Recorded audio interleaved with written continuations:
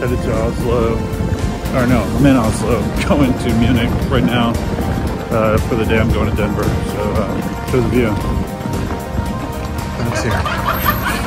When I get to the airport, first thing I like to do is scout out things. It's kind of tricky because you're in a foreign airport. So it's 6:32. My boarding starts at 6:50. So I have 18 minutes to get through the security.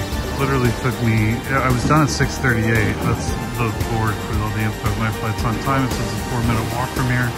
But literally took me 6 minutes to get through security. My phone was weird and I had to restart it. It made me put a mask on. Lufthansa plane we're getting in.